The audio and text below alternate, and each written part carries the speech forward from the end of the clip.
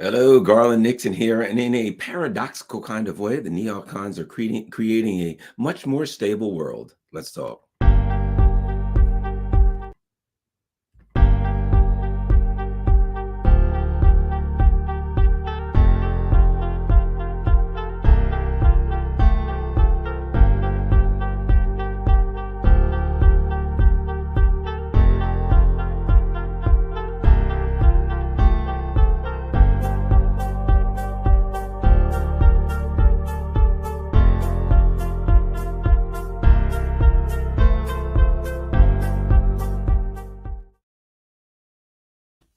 Hi, Garland here, and wow, we all 11 people. I'm looking at right now. We're showing 11. Hopefully, we'll get 12 at some point. But at any rate, oh, the numbers are going up. There we go. Um, At any rate, when I started off this video, I said the neocons are creating a more stable world, and I really meant that. But I had to use the term paradoxical. They're not attempting to create a more stable world. They're struggling to hold on to power, and in doing so, accidentally creating a more stable world as they expose their utter disdain for stability and humanity. One of the words, the two words when I think of foreign policy now, the two words that come to mind are, as never before, justice and stability. They come to mind because over the course of this U.S. imperial moment, shall we call it, from say the collapse of the Soviet Union, or maybe the voluntary disassemblance of the Soviet Union in the late 80s, early 90s, until let's say upwards of COVID and say 2015 and up. The U.S. had a lot of horsepower, and the U.S. was the preeminent power in the world. And but it was but if we really look at it through the lens of history, it's been a very brief period, very, very brief period. Now you can argue that since 1945, the U.S. has been one of the preeminent powers, but the Soviet Union was there to push back. China wasn't, because it was not economically and militarily strong enough, but the Soviet Union certainly was. And the Soviet Union pushed back and against the empire in Africa and Southeast Asia and Latin America, all over the place. Well, once it was gone, it created a unipolar moment. And through the context of history, 1990 to say 2020 is a very brief moment. Very brief. 30 years, that's nothing. I mean, look at empires that ruled hundreds of, centuries, hundreds of years, and 30 years is nothing. So the US got power and abused the power. And now that they see the rise of other preeminent powers through economic and technological prowess, they're struggling, they're fighting desperately and exposing themselves as embarrassingly desperate to try to hold on to this power. So let's take a look at some of the things that are going on. Some of the things we're going to look at here that are of consequence, right? Let's go to Africa first. Why are Russian protesters in Ethiopia and Mali waving flags? Right? And there you go, a picture of waving Russian flags, a picture of China, a picture of Xi Jinping, and a picture of Vladimir Putin. Now, a couple of things you'll notice about that picture. I try to take everything into context. They're holding hands, so you see that they see a unity between these two powers, and you notice a smile. Okay. And you notice they're looking out at you. They're not looking at each other. I take all of these things into account and because I try to see things philosophically and artistically. And if you view this from the perspective of artistically, however, put it together, you see there are people smiling, looking at you. So you see if you look at this picture, you see these people as they are friends, right? They're shaking hands and they're smiling at you. They are your friend. You're not going to see a picture of somebody holding in a protest, holding up a picture of Victoria Nuland and Joe Biden with that. That clearly shows that these people. Now look at the guy beside the picture with the little yellow head covering on. He has his hands raised in a victory type celebration. Now, above it, there's a guy that has a little sign. We love you, Russia, China, right? So we see they don't just say, hey, Russia and China are going to say, it literally says, we love you, Russia, China. The guy in the, I like to take these things apart, has his arms raised. That's what people do to show that they feel powerful and victorious. And of course, they see their friends. Now, there's a woman who has a mask on, holding up the picture, the whatchamacallit, the photo. Look at her face. She's looking at it smiling. What you see is not that they're looking at these people saying, these are colonizers coming to rob us. These are people coming to do us dirty. They literally look at them as people who are their friends. Now, a while back, I read an article where a guy from South Africa said, well, when the Americans come here, they see us as, their subordinates. The Russians, we talk to them, they see us as their equals. They feel respected. This is an emotional reaction to Russia and China. It's not a political reaction to Russia and China. It is a belief that Russia and China are their friends, not that Russia and China are their liberators, that they'll come in and that they're powerful forces that'll liberate them. This picture says, these are my friends that will work with me on all of our behalves. It's a sign of friendship. All right. I think it's important to take these pictures apart. Let's go to the next one.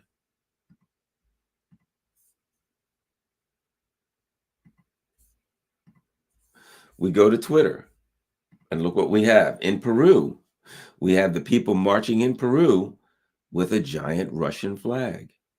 Now, in this particular picture, protesters, we need support from China, Russia. Massive Russian flag in the middle of the Peru protest. Look at this thing. You know what it looks like? It looks like one of those long dragons that you see in the Chinese parades, right? The really, really long dragons. Let's take this apart. We need support from you, Russia and China. How do we interpret that? I like to interpret these kind of things because I study philosophy and I'm an artistic kind of person. So what we see with these people, we need support. They're saying two things. Number one, and clearly this was after they felt that the U.S. had they accurately, I would argue, believed that the U.S. had instigated an overthrow of their indigenous president, Pedro Castillo, and they were out in the streets and they're saying we need support. So they're saying a couple of things. They're saying that the United States has overthrown their government, but now they see other world powers. And they feel like these powers are powerful enough to push back against Russia, and that maybe they can help us. And they're appealing to Russia and China, saying, "Help us. We need help because this big beast, this big monster is over here after us. Help us out." So that shows a belief in the world, in South America, in Peru, that Russia and China are powerful and can help them, right? This is important stuff to look at. That's why I wanted to go through some of these flags and protests around the world. Let's go to the next one. And this is something, and I think look at this. First mercenary statue in Africa, identified in the Central African Republic. Newly surfaced photos confirm a new statue commemorating, they say, Russian mercenaries. That's the Wagner Group, right? Look at this statue, and what do you see? You see African people. There we go. Now, what's interesting is, here's the interesting thing if you look at that statue, right? You see this guy here. He's clearly a Russian guy, but look at this guy here. Look at his features. He's African. He's one of theirs. Now, I don't know if you know about Wagner Group, but there are some Africans in Wagner Group. There are, right? So they look at this guy and they see a powerful military presence. You see this guy looking out, right? That's a sign of a person looking for danger. That's a sign of all of this. Here's a sign of military strength. And of course, within there, they see one of their own. It's obvious that this guy's an African member, right? And he has, look at that, he has on the beret. Africans are big on the berets and military, right? So you see Russians and Africans fighting together as part of a force. So clearly, in the Central African Republic, they kind of like the Wagner Group. They see them again. What do we see? The same thing. They see them as a partner, not as a liberator, not as we're calling for these white people to come in and save us. No, they see them as these are our friends, these are our partners. We will fight together to hold off. Gee, I wonder who. Gee, I wonder who they're thinking about fighting. Who knows? I don't know. Bad guys, maybe monsters, but whatever the case may be, clearly they see these people as partners, not liberators. Let us continue.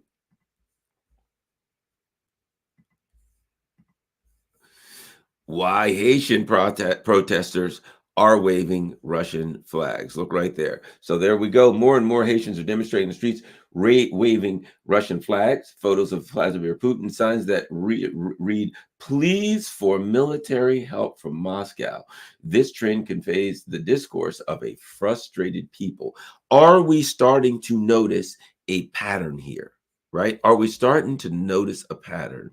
And that is countries that have traditionally felt that, have been victims of the colonial powers, of the colonial empires, seeing Russia and China, in some instances, they see them as partners to fight back against the imperial power. In other instances, they see as liberators, and they say it's like they're saying, look, the United States is coming after us, and we don't have the military and economic wherewithal to fight back, but you do. Help us, and we trust you. See, what the other thing they're saying is this: if I say I want you to come help save me from that guy over there, what I'm saying is that guy over there has bad intentions towards me, but I trust that you don't, that you will get this guy out of here, and you'll help me to move on. You'll help me to have a fair shot. So it's clear that the Haitian people, who, if you look at the history of the way the U.S. has done, not just the history, the present, you understand where the Haitians are coming from, right? Let's continue. We ain't done.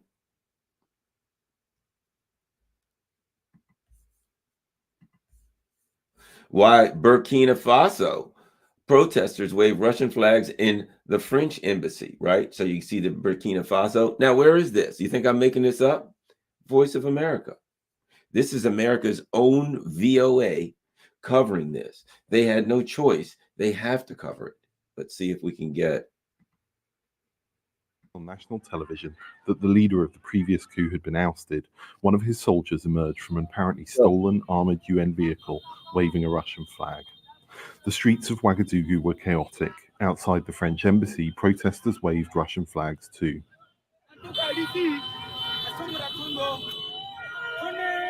Russia will help us because of the bloodshed and suffering of our military, because of some politicians who only offer bad governance.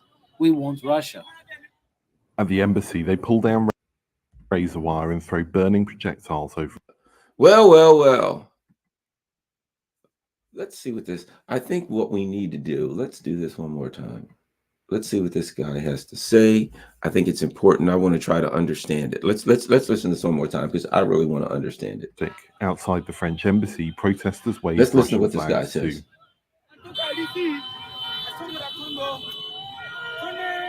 Russia will help us because of the bloodshed and suffering of our military, because of some politicians who only offer bad governance. We want Russia.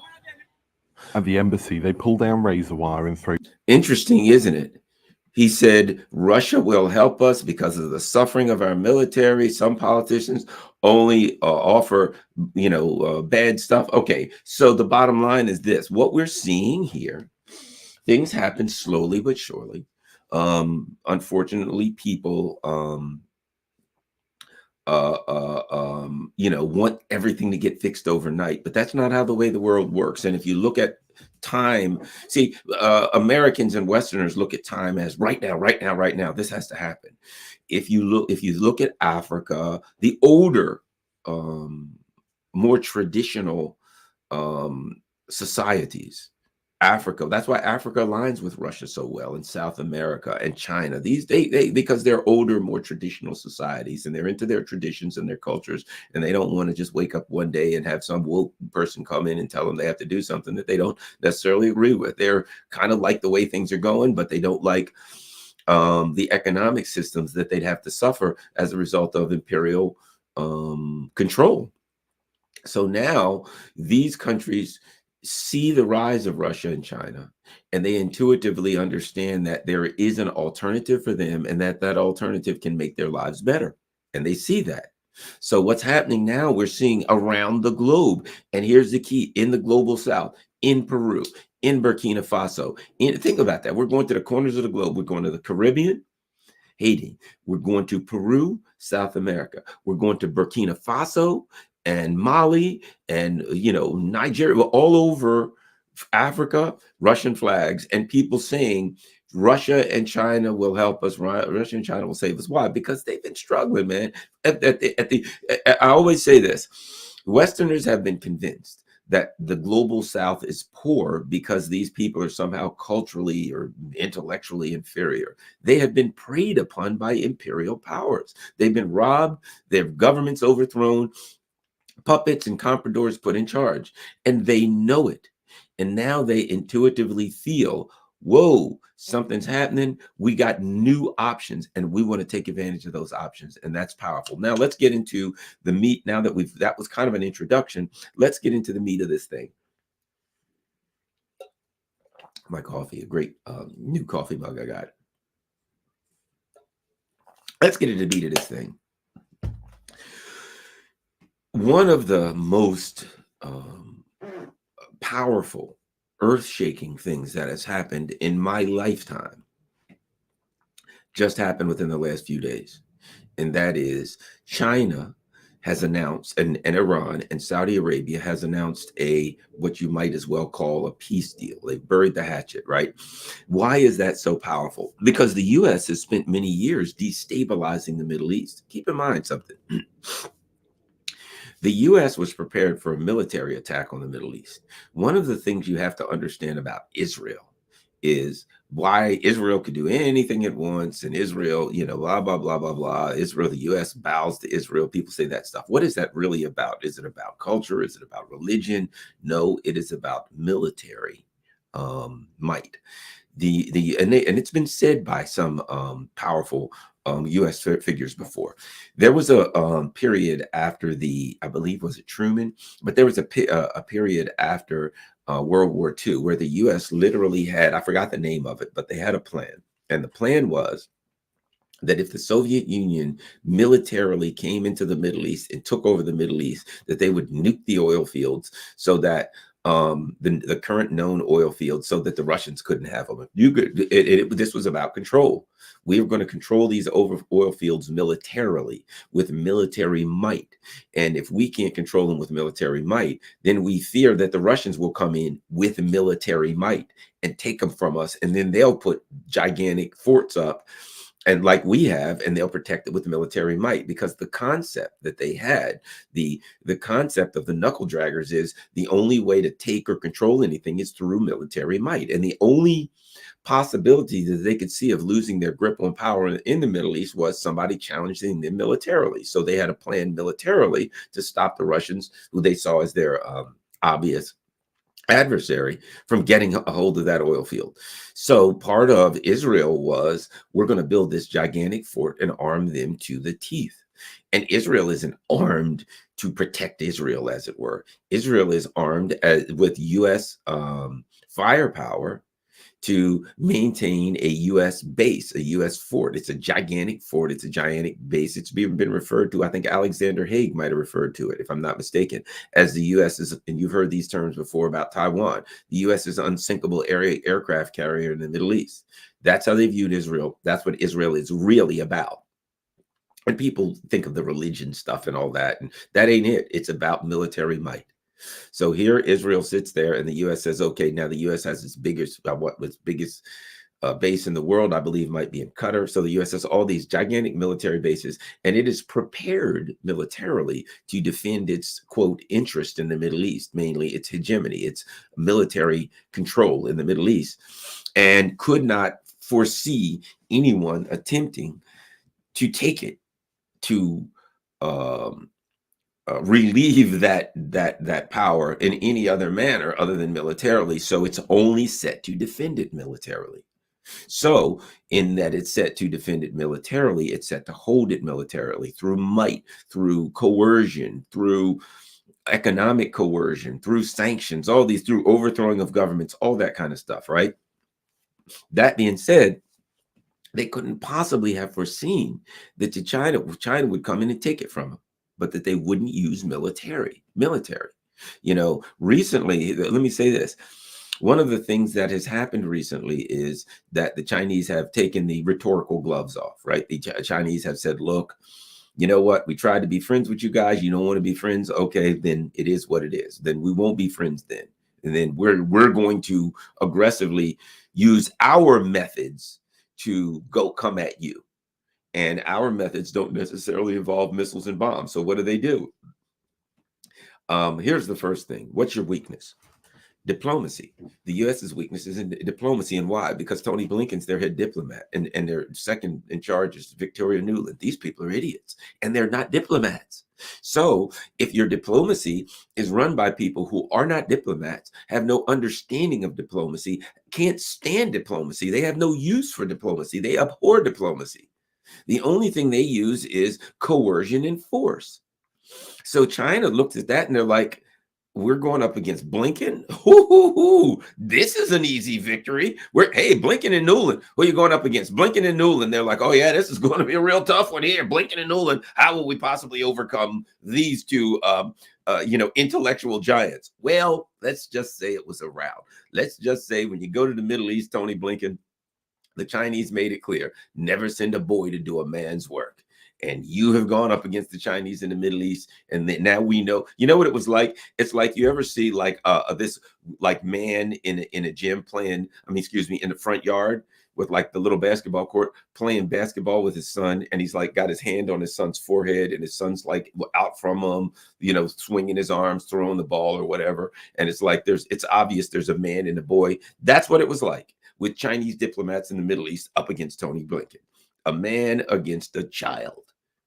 And Tony Blinken is a diplomatic. He's not even a child. He's a block of wood when it comes to that. He's a diplomat that doesn't do diplomacy. How easy was this one for the Chinese? So the Chinese then go in and they're like, okay, so you think that we're going to undermine you, or that someone will attempt to undermine you in the Middle East using force? Well, then we won't use force.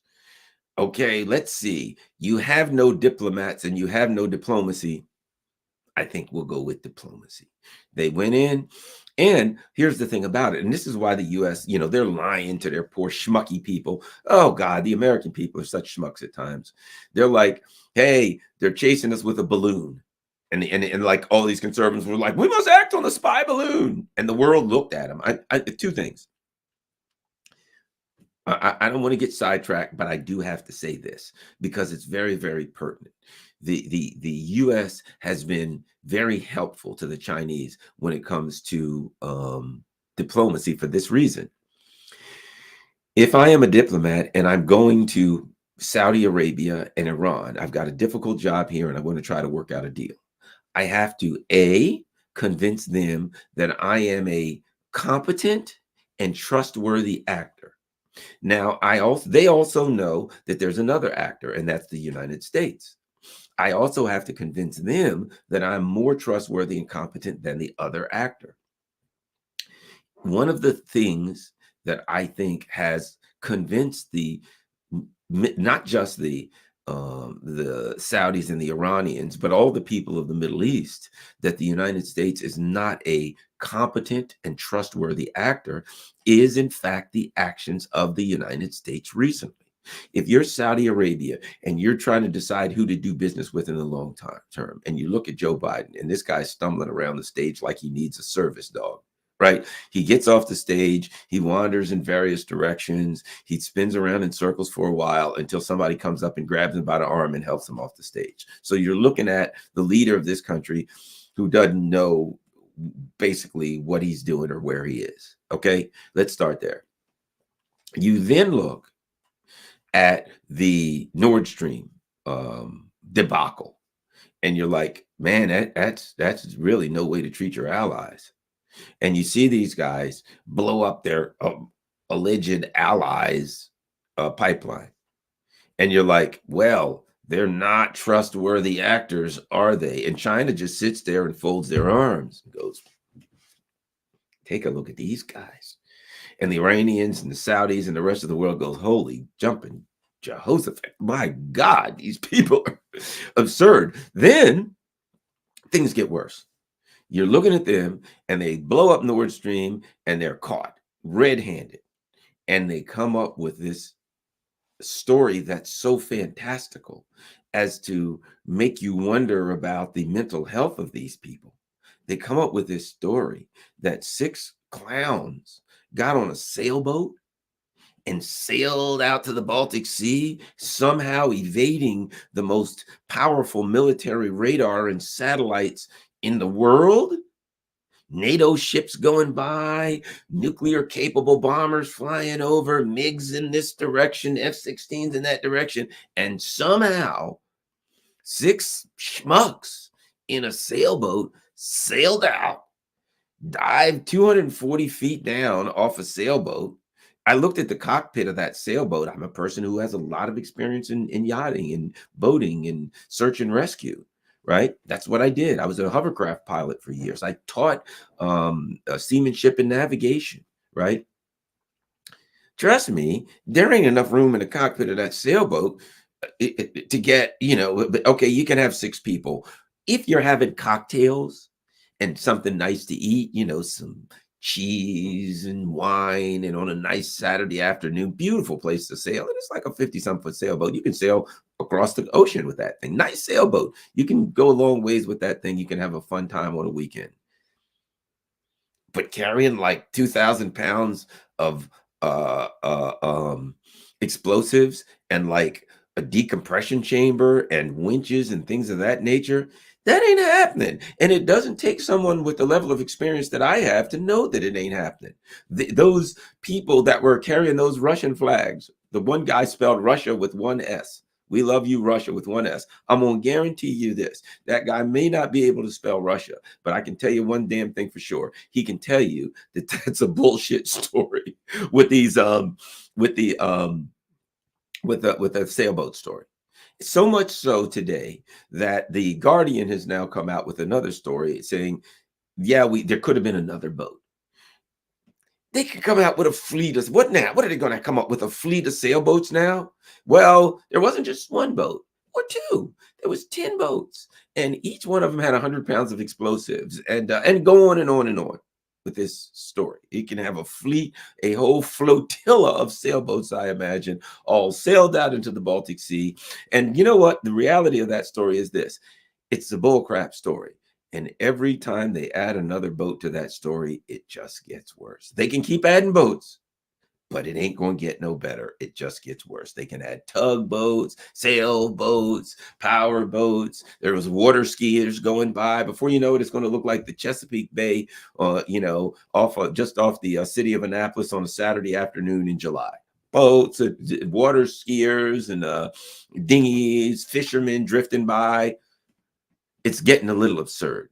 And the people around the world, particularly in China and Saudi Arabia, are looking at this saying, you got to be kidding me. Really? These people have gone off the deep end. So then then China's working a deal. China does not have to do a whole lot to convince Iran and Saudi Arabia and the rest of the Middle East that these people have lost their frickin' marbles. So when they went over there, the United States, in what they've been doing lately in blowing up, particularly the 2 things, in blowing up the Nord Stream pipeline and coming up with the most cockamamie, pathetic, embarrassing story that they could come up with.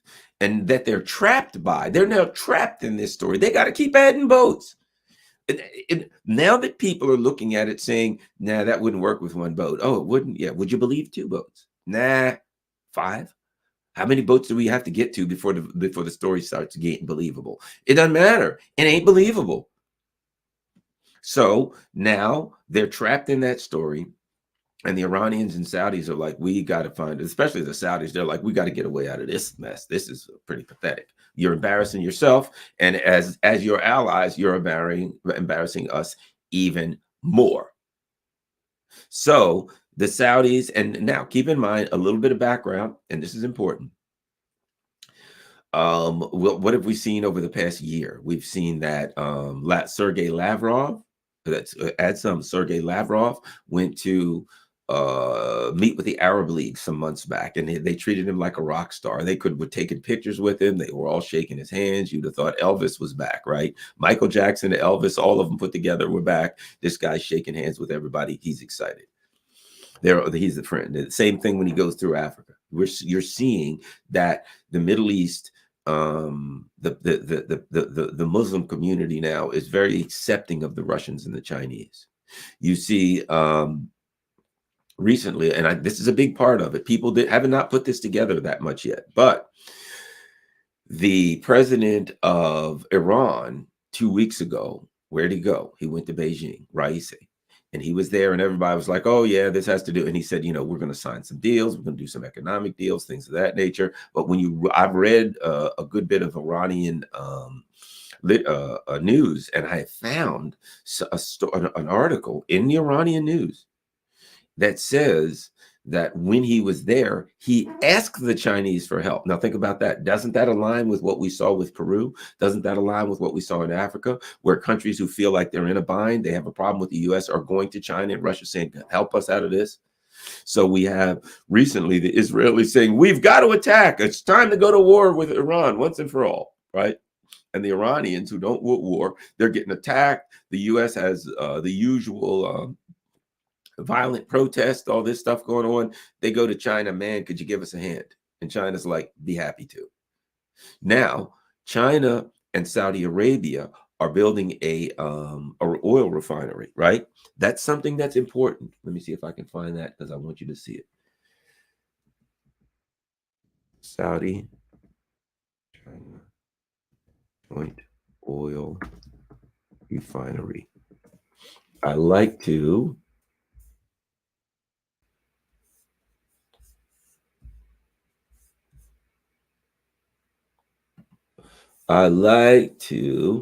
this is important because money talks and bullcrap runs a marathon, right? Look at this right here. This is last March.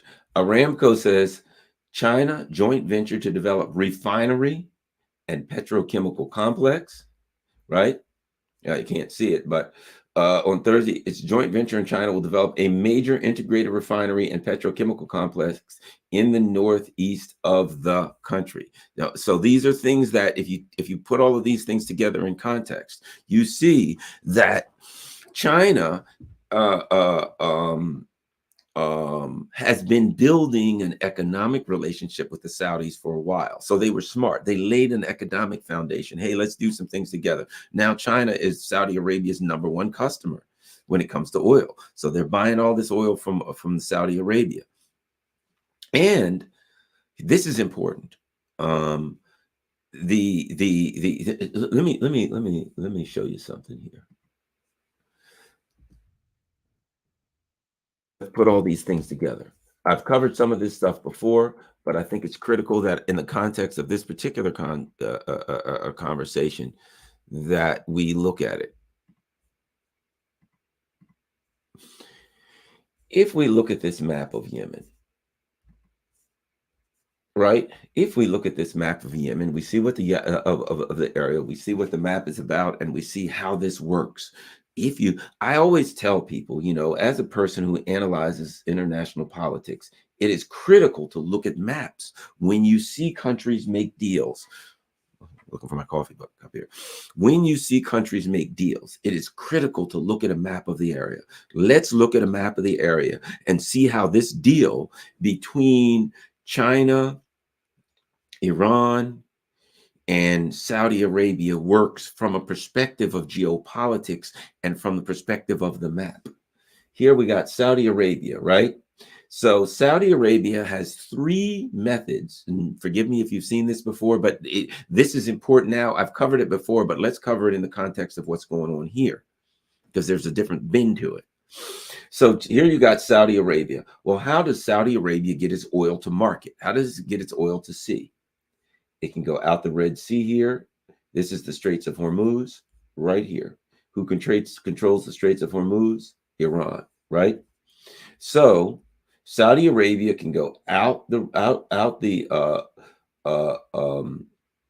Persian Gulf through the Straits of Hormuz, controlled by Iran. Iran can shut that down if there's a war, and they can't get their oil out this way. There's two other ways. Now, keep in mind, when it does that, that's how it gets its oil out to go to Asia.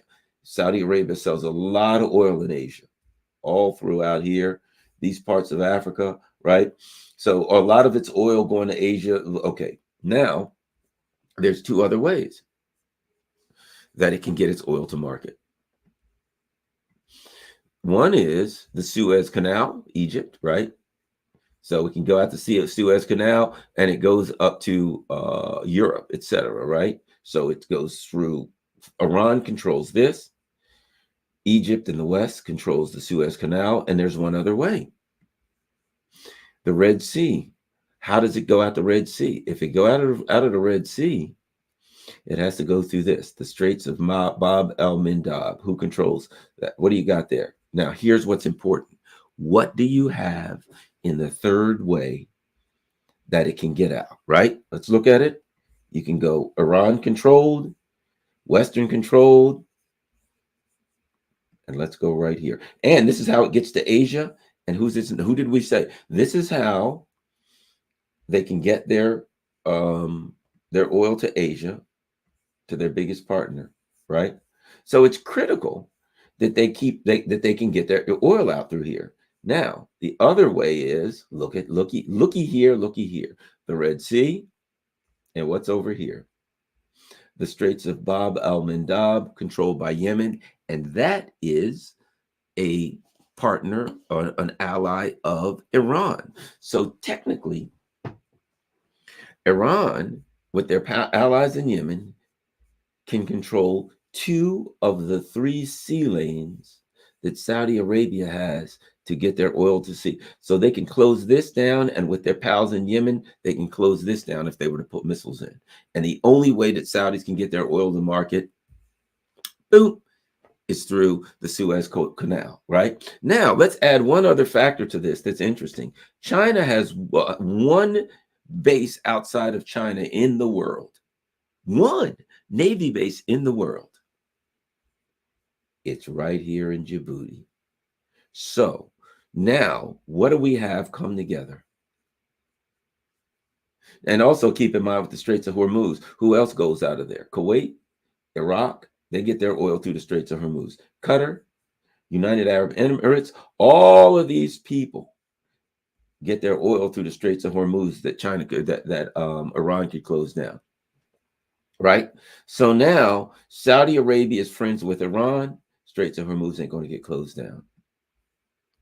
And doesn't it benefit Kuwait and Qatar and the United Arab Emirates to be in on this? Because now they're guaranteed they can get their oil to market. But let's go over to this side.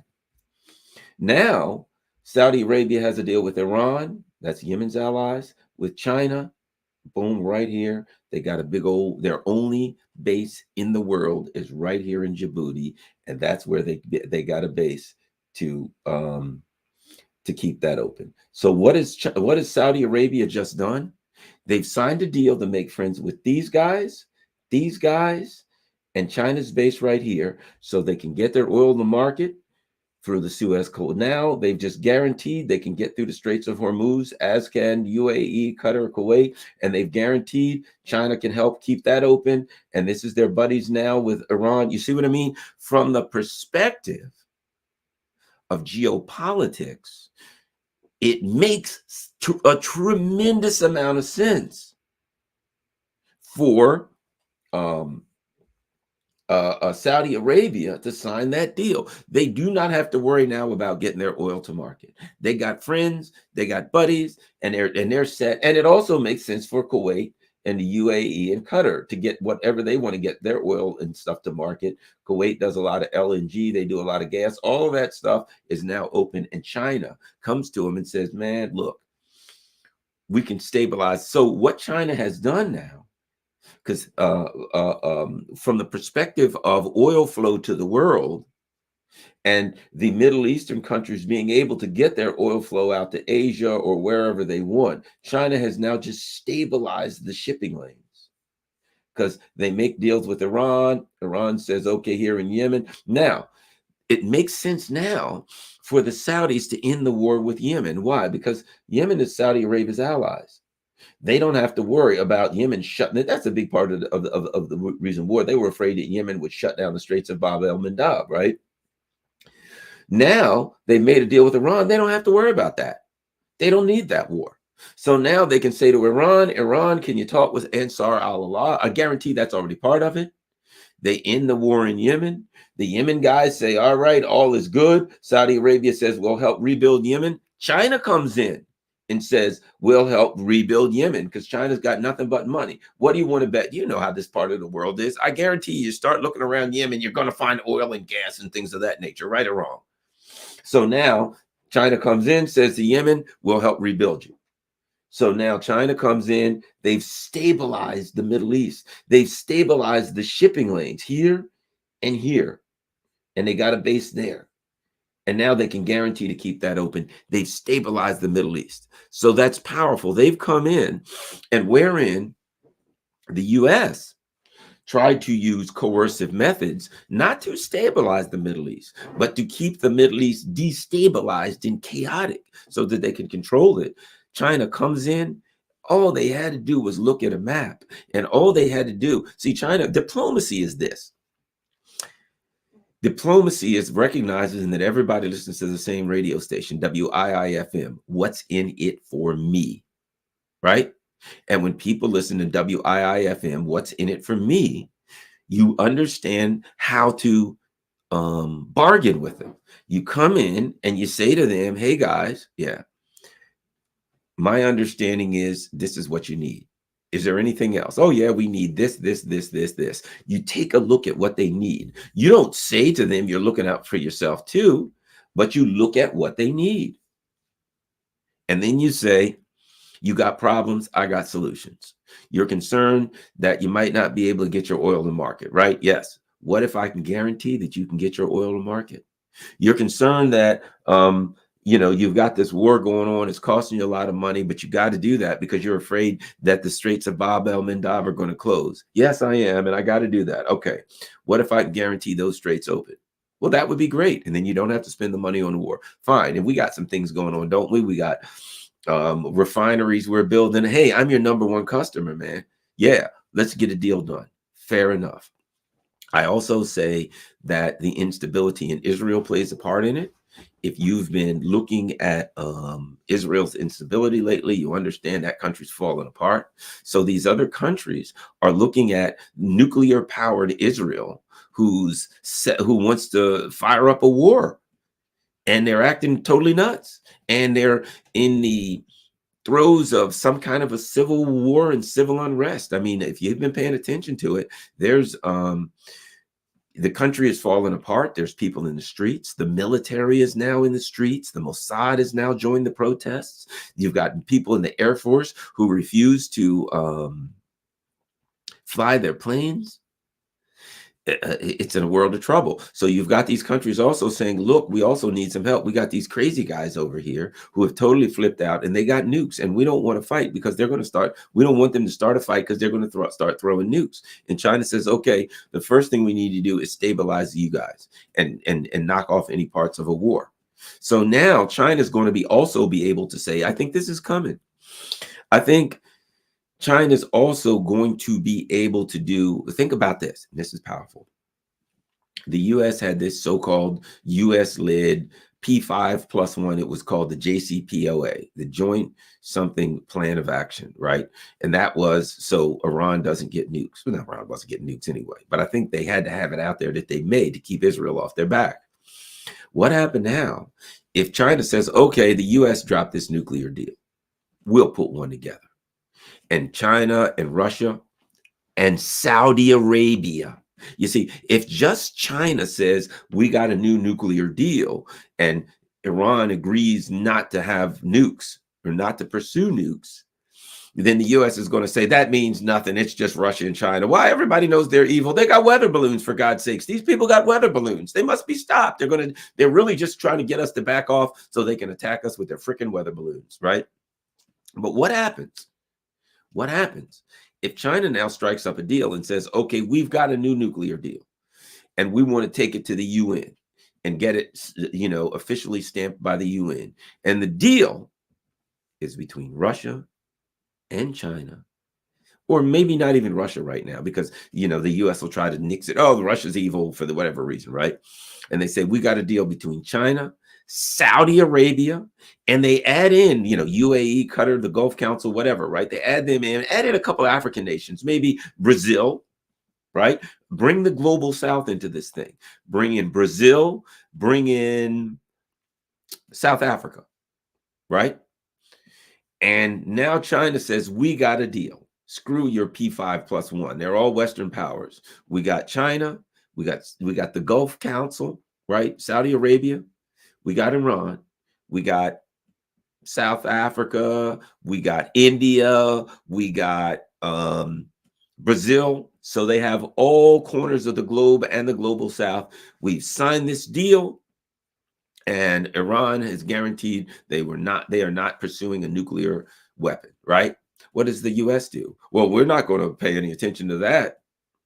So now at that point, they're belittling these global South countries, saying they're not worthy of signing off being part of a deal. At that point, that's checkmate. If I'm China, that's what I do. That's checkmate. You sign off and you say, you know what? Those clowns had a nuclear deal, but they dropped out. You can't trust them. So we decided to put a nuclear deal together on our own. And you know what? All they're doing is trying to build more bases and get more missiles and things. They know nothing but war, fight. We're going to prevent war. Let's stabilize the Middle East and come up with a new nuclear deal. I believe, keep watching. This is not a prelude to a nuclear deal, that the nuclear deal is already done. This is a way to introduce a number of new deals that China is going to come up with. And one of them is going to be a nuclear deal with Iran. And that is going to throw a monkey wrench into the US's plan to continue to intimidate Iran. Now, let me add this.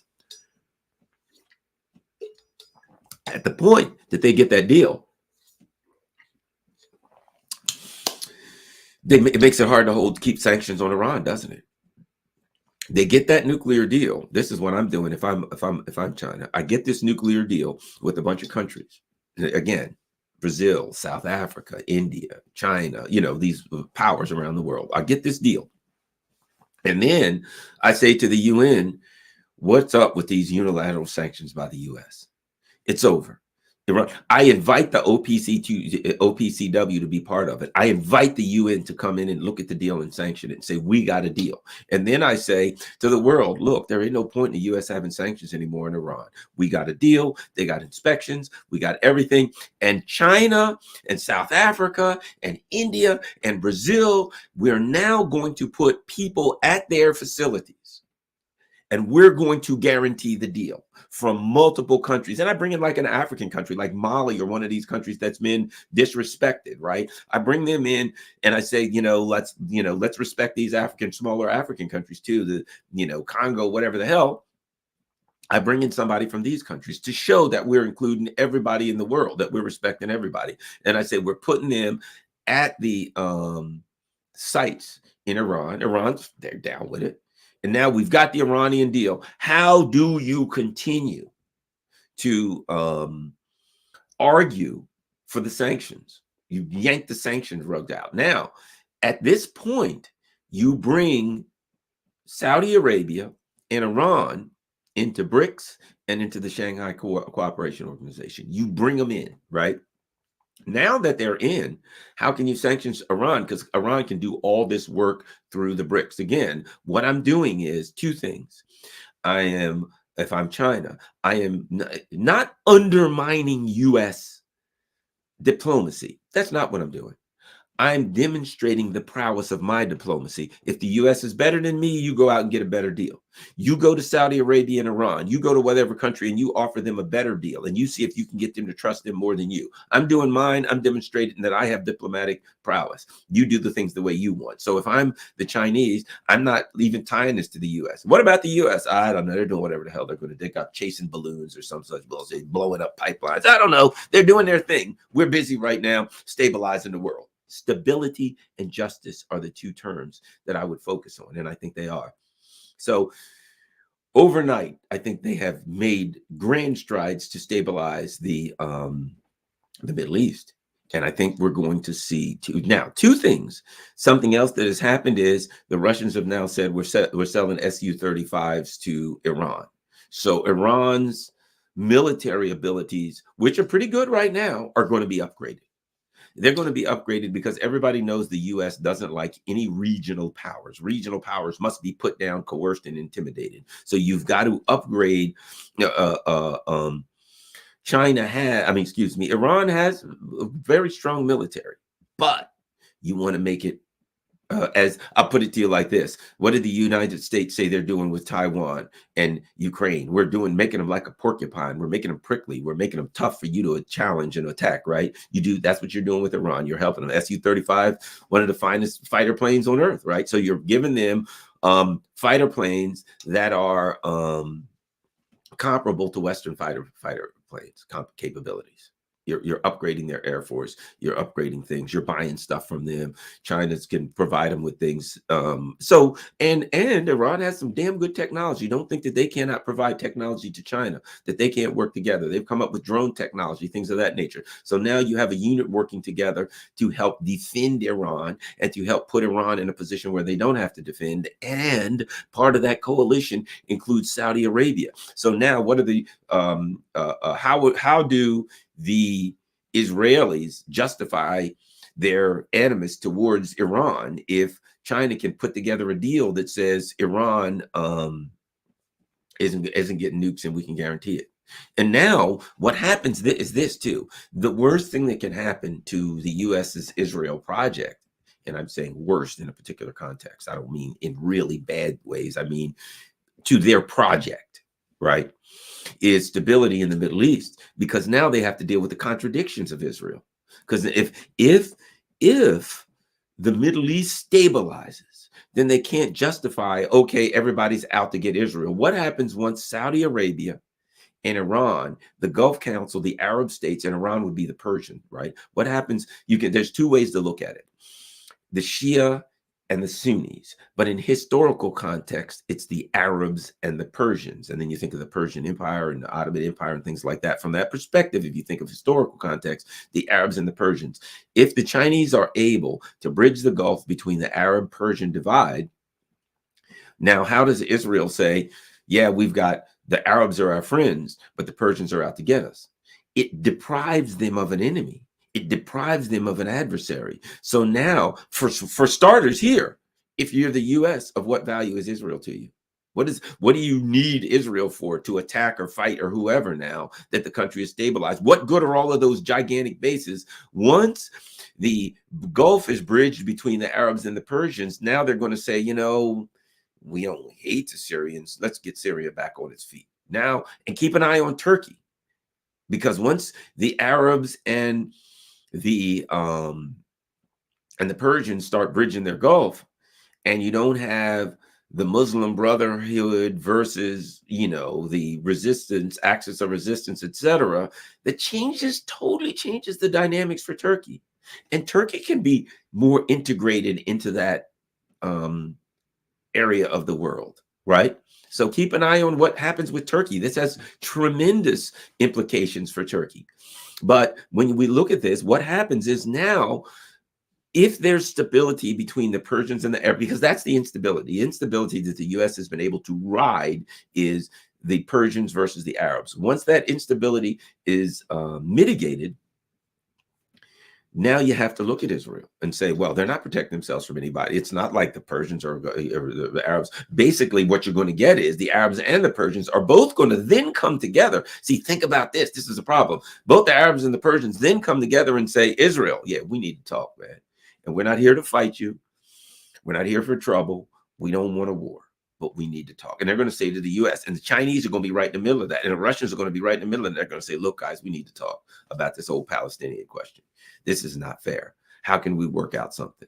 Right. And now the contradictions appear, because as long as the Israelis can say, oh, these crazy Arabs are out to kill us, they can justify oppression of the Palestinians, albeit I'm not saying they can truly justify it, but in the context of what they're trying, their argument they're trying to make. But what happens when the Arabs and the Persians become stable and the region starts to become stable? They're not fighting amongst each other, and they all make a moral plea to the world.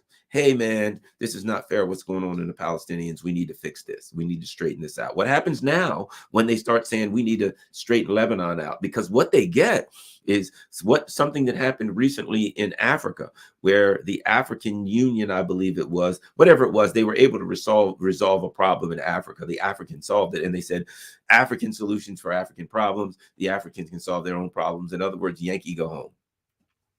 At that point, now a unified Muslim Middle East says, we'd like to resolve these issues ourselves. We don't need the United States. And China can say, we'll be there to help you, but we want to step out too. We'll be there as a mediator, but we'd like to step out too.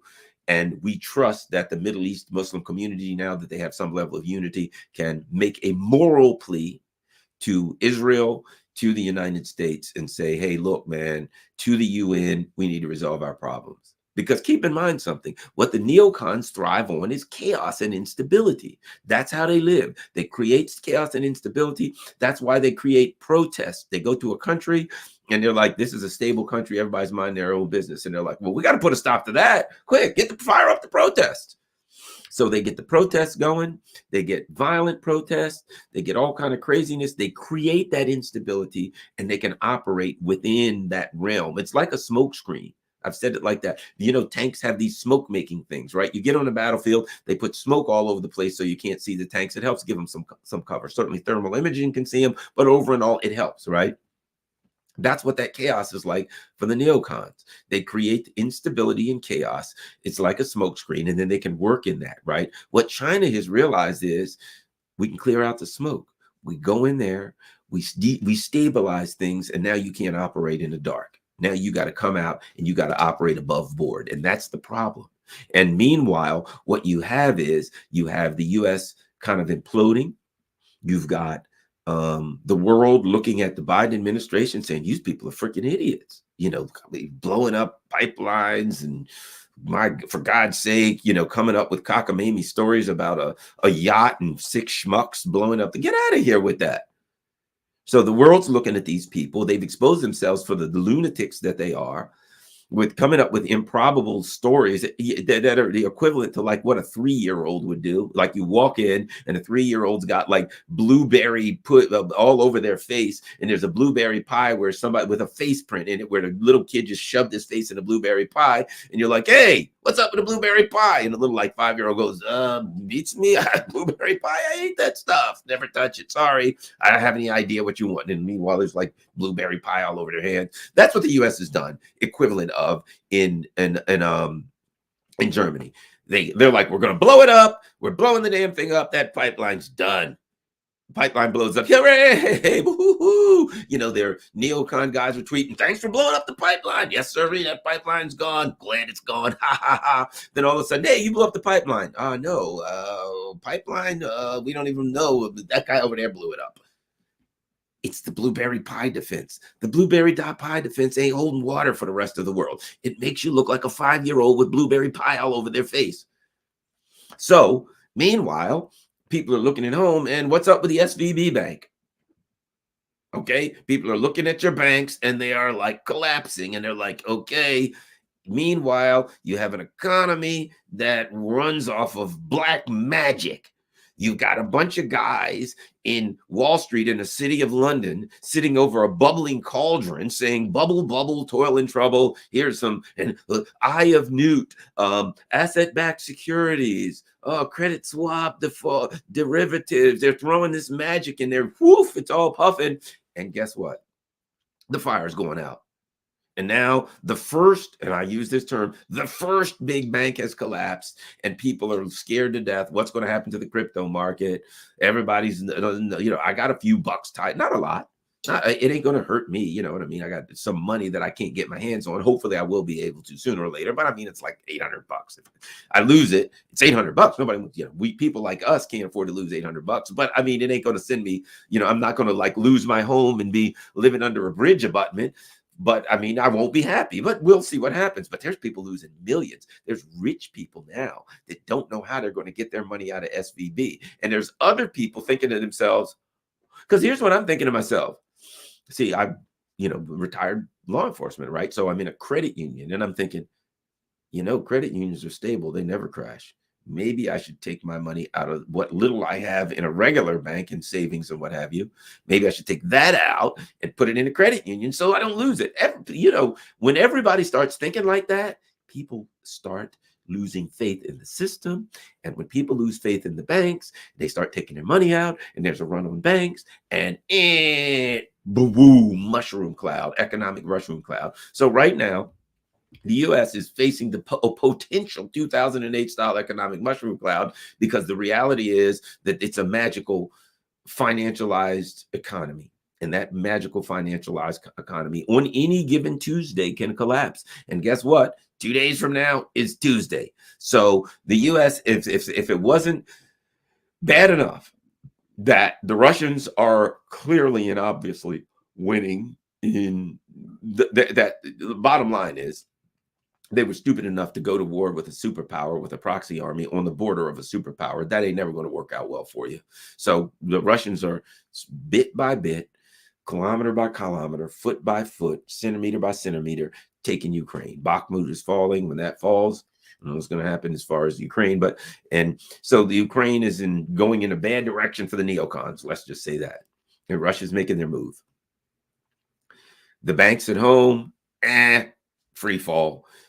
Possibly we're just crossing our fingers and hoping the whole house of cards doesn't fall on all of our heads. We got trains crashing and derailing, chemicals all over the place, chemical spills in Ohio and Pennsylvania. Let's just say right now, the United States has seen better times, right? So the neocons have created an economic disaster at home. They've created a diplomatic disaster abroad. They've created a military disaster debacle on the border of Russia. And might I even add two other things? Of course, Taiwan, which they're setting up to be blown to smithereens. But I think the Chinese are smarter than they are. The Chinese are not going to be dragged into attacking Taiwan like the U.S. wants. And of course, I have the last but not least, and I'm not going to get into that. I'm just going to mention it. The economy of Europe is being sacrificed in the same way that the troops are being sacrificed in Bakhmut. And the Europeans are slowly starting to wake up. I think this cockamamie bullcrap story about the six schlumps on a yacht blowing up the Nord Stream pipeline will be maybe enough to wake up the Europeans out of their mindless slumber to recognize that they've been had. So we'll see what happens there. I just thought there was a lot that needed to be talked about. I'm going to look and see if we have, 2,200 people. So hopefully, I'm sure I got 2,200 likes, guys. I'm sure I got 2,200 likes. So I think this was a good segment. We covered a lot. Ralph Hayes, thank you, brother. All right, we get some good questions here. A different perspective says, what colonist has ever been diplomatic? Black, white, brown, none. Military uses all colors to evade neighbors. Color is how we revolutionize with no internal diplomacy. Our causes devours importance. Thank you very much. A different perspective. Very good comment. Bad dude Corn Pop says, Garland, when will this war end? I don't know. I think the Russians are, look, how long the Russians been in Syria. The Russians are not in a rush, right? They are taking their time. They have got their way of doing things, and they'll take it inch by inch. I don't think they have to do some big arrow defense offense, as they say, and lose a lot of people. I think they're going to continue to chip away bit by bit. This is what the Russians do. That's what they did in World War II. That's how they took like 1,850 towns and villages on the way to Berlin. And eventually they ended up in Berlin. I think the Russians understand. We'll pour artillery on you, and then we'll come in a little further. We'll pour some more artillery on you. We'll come in a little further. We'll keep fighting. We'll fall back an inch, and it will come forward 2 inches. That's the way the Russians fight, bit by bit, tooth and nail. And that's what they're going to do. And if the U.S. empire cannot continue to provide military hardware in a tempo that keeps Ukraine, up along with Russia, then Ukraine's going to fall, and they're going to fall to run out of people anyway. So I think the Russians are just going to take their time. There's no rush there, and time is on their side. And in a way, think about it. If this thing had been over in a month, it would have been very, very different. Think of all the things that have happened for the U.S. empire over the course of the year because of time. Time is on their side. Never try to rush things. You try to rush things, that's where you have problems. So let it happen in its own speed, and a whole lot more things are going down. Meanwhile, China's working diplomatically. Russia's working diplomatically. So let's see how long before U.S. troops become isolated in Syria and have to leave. That's happening even as we speak, because as the Arab-Persian Gulf comes together, it's going to make it very, very difficult for the U.S. to continue to resupply the troops and to continue to justify. Once all parties come together and say you need to get out of Syria, now it's the U.S. versus all everywhere allies, everybody alike saying we're going to stay in Syria. It's getting tenuous at best for the U.S. to continue. So yeah, this is all part of, think of the plan to get them the hell out of Syria and just to make it hard for them to stay there. Great question. We just couldn't get over the Bruce kicking Chuck's ass. Oh, okay, I'm not sure what that means. Oh, Bruce Lee kicking Chuck Norris. Yeah, oh man, yes, I remember that the something dragon. Super sticker, Paul O'Hara, thank you. How about this? Oh, okay, Abdul Yamatahari, thank you. Like TVs get smart, would you believe? Exactly, that's what it was. It's a control versus chaos, right? It is. Hey, there was one boat. I find that hard to believe. Would you believe one boat with 6 schmucks that blew up the pipeline? I find that hard to believe. Would you believe 2 boats with 12 schmucks? That's exactly what it is. They're just going to keep adding boats and schmucks until it's believable. Well, bad news. You got a story that ain't believable. I don't care how many boats and schmucks you add. Great work, like always. A G evening from Belgium. Thank you. In Belgium, great place. As usual, Garland provides clear insight. Garland, that was a world-class detailed explanation of the significance of Saudi Arabia and Iran making nice. Thank you. Maps, man, maps. Look at a map. Anytime you see a war, go look at a map of the area and look at the aggrieved parties. G, the new defense minister of China is a guy who's under the U.S. sanctions since 2018. China is no longer answering our calls. G, we are done. You're right. Everybody. See, here's the thing about it. Everybody's under U.S. sanctions, so it doesn't matter. It's like my people say, Garland, you're probably, your phones are bugged. I'm like, everybody's phones are bugged. If everybody's phone is bugged, then nobody's phone is bugged, technically. I hope the Philippines kicks the U.S. out and hitches its wagon to the PRC. We'll see. Very interesting. The U.S. is pushing for the Philippines, but they're doing all that trying to set up for a war that I just think they ain't going to be able to. They got bigger fish to fry right now. They're going to have an economic collapse, I believe, here. Love and respect for humanity. Thanks, Russian ally. Good old Russian ally. All right. I think that's it. Let us go over to good old Rockfin. There's some people in Rockfin. Ronnie Graham on Rockfin Friend says, the global South loves you, Garland. The West is terrified. Thank you. Somebody else mentioned the Brandon administration. That's funny. Ellie Martin, hey, Garland, in Spanish, Russia is spelled with 1 S. Oh, but seriously, love your work and you keep us sane. Wow, I didn't know that. See, we got such smart people. That's awesome.